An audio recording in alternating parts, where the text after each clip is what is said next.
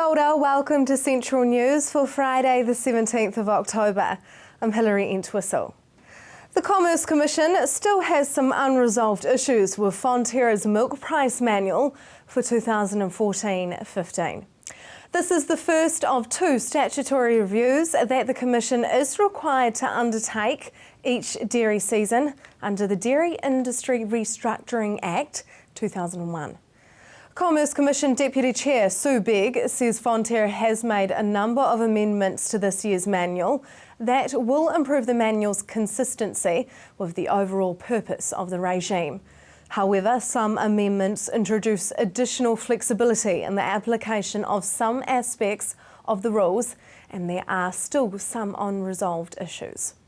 The milk price monitoring regime was introduced to DIRA in 2012 to provide greater transparency of and confidence in the way Fonterra sets the base milk price. The Commission is seeking comments from interested parties on the draft report by 5 p.m. on Monday, the 17th of November. After considering all comments, the Commission will finalise its conclusions and publish its final report by the 15th of December 2014. Increased risk of a tropical cyclone threatening the Bay of Plenty and the East Cape is being predicted by NIWA for this coming cyclone season. NIWA is also forecasting a busy finish to the tropical cyclone season this summer, with reduced activity from November to January and increased activity from February to April. On average, New Zealand experiences at least one ex-tropical cyclone passing within 550 kilometres of the country every year. If an ex-tropical cyclone comes close to the country during the coming season, the current background climate conditions suggest it has a higher probability of passing east rather than west of Auckland City, says the Southwest Pacific Tropical Cyclone Outlook. The cycle predictions are based on an expectation of a weak El Nino developing in the coming months. Bay of Plenty Polytechnic students banded together yesterday to take on an oath to do what they could to stop domestic violence in the community. No violence is tolerable is the message of the annual anti-violence campaign from White Ribbon. Community Family Violence Coordinator Heather Beattie says Tauranga's worst violence happens at home, with police attending more than 70 call-outs for family violence every week. The White Ribbon annual campaign aims to lower the high incidence of family violence in New Zealand by raising public awareness and gathering support for anti-violence measures around the country. The best shops from Waikato, Taranaki and the Bay of Plenty were named at the Top Shop Retail Excellence Awards, and most winners were Waikato-based. Retail New Zealand General Manager Public Affairs Greg Harford says through the Top Shop Awards, Retail New Zealand aims to celebrate best practice retail and celebrate stores which have achieved excellence. People's Choice Award for the Best Top Shop this year was awarded to the Girl on the Swing, a cupcake and cake and decorating equipment shop from Chartwell in Hamilton. Now for the marine forecast, West Coast, Raglan, northerly 15 knots, easing Saturday morning to a variable 10 knots. High tide is at 6:41 a.m. East Coast, Bay of Plenty, northerly rising to 20 knots in the morning. Light rain at times out there. High tide is at 3:49 p.m. Just ahead, there's less than 10 weeks till Christmas, but Flagstaff is ready.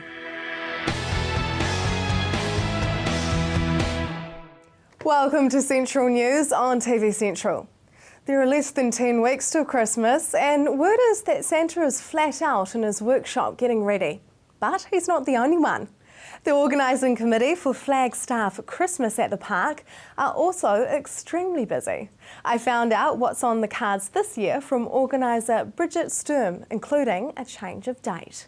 We've had to change some of our marketing tools, like our vehicle, we've had to re-sign right that, but otherwise it's actually working very much in our favour. As far as entertainment and things go, there's a wee bit more variety that we can choose from now, with it being the 7th, because there was another conflicting event on the same day. 100% of the money raised on the day goes to charity, so who's the lucky charity this year? The lucky charity this year is the Waikato Family Centre. Can you tell me a little bit about Waikato Family Centre? The Waikato Family Centre is an organisation that supports first-time parents, younger parents especially, by doing education courses at their facility, and it also supports parents who are struggling with all sorts of needs of their newborn babies, such as feeding issues, sleeping issues, and also postnatal depression and those sorts of things as well. You've gathered together a fantastic committee and volunteers. Do you still need more? We're always needing more volunteers. The committee runs really well as it is now because of the last couple of years. We've gotten to be quite familiar with all of our vendors and entertainment and how we do things. But as far as volunteers for the day, we're always screaming out for more of those. We can never have enough. So anybody is welcome on the day. What do volunteers do on the day? Things like manning bouncy castles or any activities that we have. Wandering around the crowd, asking for donations, helping us sell raffle tickets, a huge variety of things. You've got some fabulous loyal sponsors as well. We do. We've got Fairview Mazda back again. They are fantastic. More FM obviously for our marketing. This year we've been joined by Heinz. They're one of Heinz Pipes. They're one of our major sponsors this year, our gold sponsors. And then we've got the likes of Schick, SGT Auto. So many, I can't think of them right now to name, but most of them are back for their second, if not third year. And you're always needing more sponsors? Absolutely, we can never have enough sponsors. The day itself is full of entertainment. Will you be having the Talent Quest again this year? We will, yes. The talent competition it's a great thing for young kids to have their first taste of being on stage. So we've just started advertising that through the schools and on our Facebook page. Otherwise, people can be sent the rules if they send an email to christmasatthepark@gmail.com. So it's for anyone from 5 to 18 years old can have a go at that. What stage acts can people expect to see? We've got a great variety again this year. We're being joined by big name Cornerstone Roots, the Munros, who are a really popular band in Hamilton. We're still waiting to hear from late 80s Mercedes, but we're keeping our fingers crossed on that one now. And just a number of local groups, choirs, a kindergarten, a jump jam group as well. So some favourites and some newbies. And there's still room on the schedule for more performers? I think there is a little bit, yes. Yeah, we're still tweaking the run sheet, so there might be room for some fabulous people. What changes are you going to make to previous years? Nothing at all, really. Like I said last year, if it's not broken, we don't need to fix it. And it's certainly every year it's gotten better, so I don't think we need to make too many changes. The event seems to get bigger every year. Why do you think that is? I think it's just a fantastic event for families, and more people are realising that all the time. It's free. Obviously we're asking for donations through the day, and there are some activities that cost money, but leading up to Christmas we don't want people having to put into their pockets if they don't want to. It's celebrating a fantastic charity, the Waikato Family Centre, and I think that is actually a really important charity for a lot of people in Hamilton too. So it just grows and grows every year because people just love getting out in the sunshine and enjoying some pre-Christmas fun. So it's a day event and an evening event? Yeah, it kicks off at 3 p.m. and goes right through to 8 o'clock. We have a mixture again in the entertainment where it's not all Christmas carols, so if you don't like caroling, it's not all about that. There's a huge variety of acts on stage, and by no means are they all Christmas carols. And all of the activities go for the duration as well. How many people do you expect? Last year we estimated we had between 5,000 and 7,000 people throughout that period, so we assume if the weather's good it's going to grow again this year. There's free parking off Endeavour Ave, a huge paddock there, so plenty of parks there, and we noticed last year people were walking from miles around, so yeah, make your way if it's a fine day or park in the field behind us. So it's the kind of event where I can bring along a picnic? Absolutely, yeah, we really encourage people to. Last year everybody was finding shade under the trees, and we do provide some umbrellas, but obviously they were taken up really quickly with the heat last year, but we will provide some more again this year, but people use the trees, spread a blanket out. Some people bought little gazebos and their own sun umbrellas too as well. So it seems like it's shaping out to be a pretty big event for Hamilton. It is, yeah, I think it's becoming one of Hamilton's favourite Christmas events. So easy, you don't have to pay anything, your whole family comes. We noticed some groups here last year having their Christmas parties as families or corporates as well, so that's a really nice idea as well. If you can help out at Christmas at the Park, or maybe you'd like to perform, please contact Bridget Sturm via their Facebook page, Christmas at the Park Flagstaff. Coming up, the great debate of whether it's too expensive to eat healthy.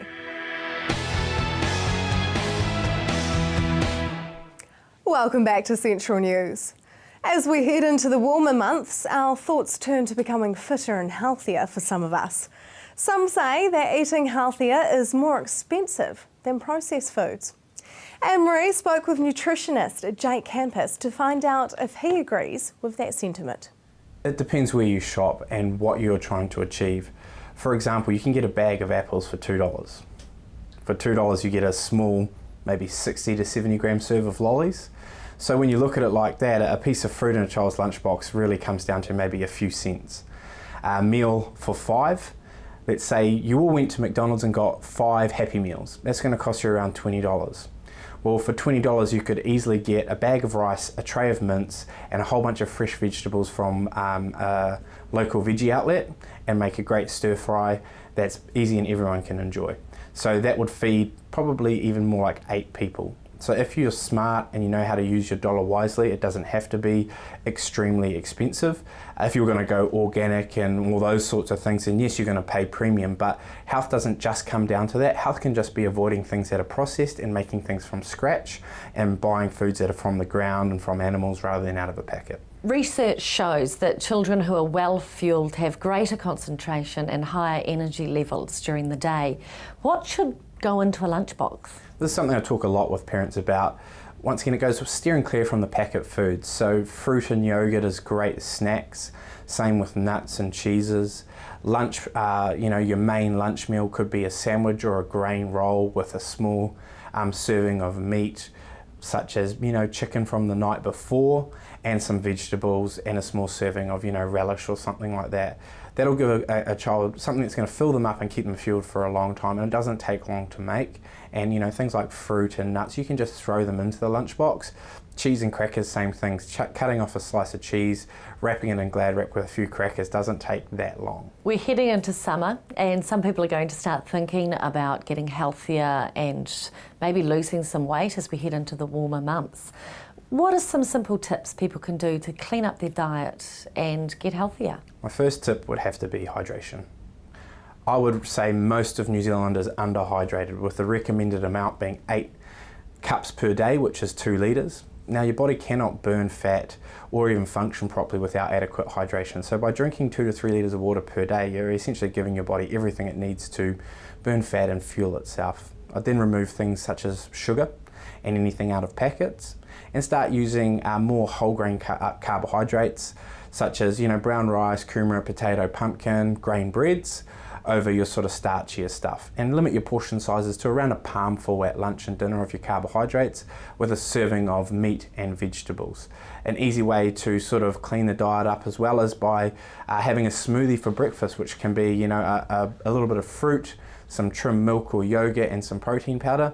That's going to reduce your calories and your sugar, but also keep you full for a long time. So a few little tips like that can easily go a long way to dropping a couple of kgs, but also making you feel great. You work a lot with athletes and bodybuilders, but you also work with the everyday person as well with regards to lifestyle eating. Tell me about diet versus lifestyle choice. So my job mainly is with the general population. I just have gained a reputation by working with athletes and being an athlete myself, which is more my passion. But I love helping everyday people understand the value and importance of nutrition. As a lifestyle, it's not just about doing something for a sustained period of time, which might be, say, 6 or 8 weeks to drop 5 kgs. To me, that's a diet and there's no follow-up with that. A lifestyle is changing some factors that are going to be able to stay with you for a long time, that not only will get you the result that you're after, but also make you feel like you can do it for forever. So a lifestyle basically is that life. And so for me, I want people to understand the foods that they like to eat. We can put them in the plan to a certain degree, having that moderation, but also having a long-term plan rather than I'm going to lose 5 kgs by November, and then what are you going to do after that? What are some other benefits of eating healthier besides losing weight? You can have increase in energy, less trips to the doctor, increased fertility for those young ones wanting to get pregnant, increase in libido, Your general lifestyle will become better. Your skin, hair, nails will be better. Your body will actually feel how it's meant to feel. Less sluggish, more energy.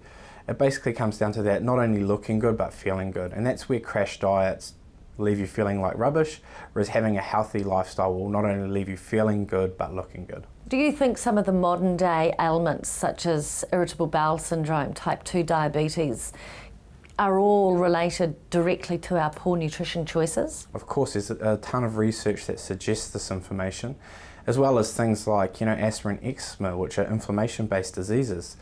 We don't get enough omega-3 fats in our diet as Westerners. In countries that do get enough omega-3 fats, there's almost zero occurrence of those two inflammation-based diseases. So if we had a better understanding of nutrition as a whole and we started to implement some strategies to get a more balanced, healthier diet, some of these health complications could and would be avoided. Do you think people actually understand what the human body needs? No, I don't. I believe that most people have a lack of education. Therefore, when they look at food, it's generally driven by taste or price, rather than how is this going to help me in a general perspective of health. Personally, what's your biggest concern with the way Kiwis eat? For me, it's that education thing. A lot of people don't even know the basics of what is a carbohydrate, what is a protein, what is a fat. They have no understanding of how much water they should be drinking. These little things that I believe are the basics that we should all get from a young age, just to be responsible adults. I see people coming in that are drinking, fizzy drinks all day long or 10 coffees, and I ask them a question, would you let your child do that? And their answer is always no, which means they're taking an irresponsible path for their own body, yet they don't have any reason to change. So maybe if they knew a bit more about what the damage it was causing, or there's alternatives to that, they could actually make some better choices and be more responsible. That passes down to the younger generation of how to make better choices. Remember, children view things by role modelling. So if they see mum and dad do it, they're more likely to do it. So if mum and dad are eating healthy and cooking food from scratch and teaching their children as they go about good and bad choices with foods and things you should have more of and things that are just treats, then that passes on through their adult life as well. For more information and advice on nutrition, contact Jake at jakecampus.com. Just ahead, we check out the weather for the weekend and pensioner housing in Hamilton. Will it be sold?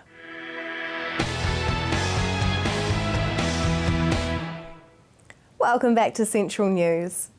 Hamilton City Council voted 8-4 to go ahead with a proposal to sell the pensioner housing, causing some anxiety amongst the elderly residents. I spoke with the Mayor Julie Hardacre about this to find out who has expressed interest in purchasing the housing complex. Well, certainly in the public there's been a bit of discussion, and when we had the council meeting last week where we talked about the proposal and council was deciding whether to put the proposal out for consultation, one of the organisations that came and spoke in the public forum, St Vincent de Paul, they said that they were interested in looking at purchasing the housing and they were going to work up a proposal for the council. But at this stage, of course, we've just got our proposal out in the public for everyone to have a comment about what they think about this proposal, which is, of course, for the council to sell its pensioner housing units and offering those, first of all, to the social housing providers. How is this going to benefit the complexes and the residents? Well, one of the things that the council did at the beginning of this year was set up a working group to have a look at this issue, and the working group has been busy working away for the last 6 months, and we put out a discussion paper in March which talked about all the issues surrounding the changes that the government is making in the social housing sector. The government's done some legislation on this, and also just the changing nature of our community and where the needs are. And then following that discussion paper, the working group then looked at various options that the council might want to consider and made the recommendation to council to put out the proposal for sale. Now, we did that, I was sitting on the working group, and we did that not in isolation. We talked a lot to the social housing providers, we had some very good meetings with them. They fully understand what's happening in the community in terms of housing needs, and this is a big issue for our city and for New Zealand. Actually being able to provide houses for those who do need low rental homes. Housing people is very, very important from a social perspective. So we did all of this, and we came to the conclusion that for council to remain in the business may not be the best thing. and that we were interested to see what the public and organisations had to say about that. Some of the things that impacted on that decision were certainly the government changes, because the government has now allowed social housing providers to have access to the rental subsidies that previously only Housing New Zealand could access, and also access to the capital funding. Now in the past, councils could apply to the government for capital funding to do improvements. That's no longer going to be the case. Social housing providers, if they become approved providers, can do that. So that did impact. The second thing is we've got quite a few who are quite old. A lot of older houses in the wrong area, and they need a lot of upgrading. So when we provide the service, we provide it to older people, and there's lots of things that we need to do to our units to make them a better living experience, like level showers and mobility scooter parking areas and those sorts of things. Insulation is another one. A lot of our units we cannot insulate because of the time that they were built. It's not practical to be able to do that. So we looked at those things. We looked at the needs for people in the housing community who needed housing. What we found from those discussions was that it was a broad range of people, not just older people, who needed that service. And in fact, there's not enough housing in Hamilton for the wider community. So those are sort of things we looked at. We came to the conclusion as a working group to recommend that we should test this proposal. And I know it's generated quite a bit of debate in the community, but it's good debate. And we're not the only council who's been looking at this issue. Recently, New Plymouth District Council put out their proposal and are seeking feedback as well. Will the council look at building new complexes? No, the council would not do that. We're not in a financial position to do that. And the working group came to the conclusion, based on the financial analysis, which is simply not an option for this council. To make a submission, go to hamilton.gov.nz. Now for the weather for the weekend. Saturday for you, Hamilton. Periods of rain with light winds. Your expected high is 19 and an overnight low of 10. Waikato, periods of rain, light winds. Paeroa 19 and 12. Matamata 17 and 11. Te Aomutu 19 and 10. Tokoroa 16 and 11. Tauranga, rain or drizzle at times with northerlies. Your expected high is 18 and an overnight low of 12. For the rest of the bay, cloudy with rain and drizzle at times, northerlies for you. Te Puke 16 and 3. Looking ahead to Sunday, Hamilton, periods of rain with light winds. Your expected high is 19 and an overnight low of 8. Waikato, periods of rain with light winds. Paeroa 18 and 10, Matamata 16 and 9, Te Aomutu 19 and 8, Tokoroa 17 and 9. Tauranga, your Sunday, rain with heavy falls possible. Northerlies, your expected high is 18 and an overnight low of 11. For the rest of the bay, rain with heavy falls possible too for you, northerlies. Te Puke, your expected high is 16 and an overnight low of 11. That is Central News for today and this week. You can like us on Facebook, centralnews.tv, or email us news@tvcentral.co.nz. Join me again next week for more stories from the Waikato and the Bay of Plenty. Until then, I hope you have a lovely evening and a fantastic weekend.